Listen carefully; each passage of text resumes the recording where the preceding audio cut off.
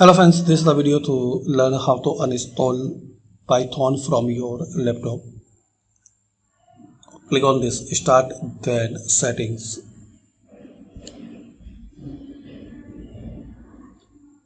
and apps. In this left side panel you will see the apps and installed apps. Here you will see the list of applications which you installed before. Scroll down and you need to find out the Python. Also you can search Python from here. Click on these three dots and uninstall.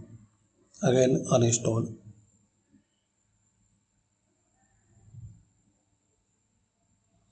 Now once uninstalling process complete, just you have to restart your laptop.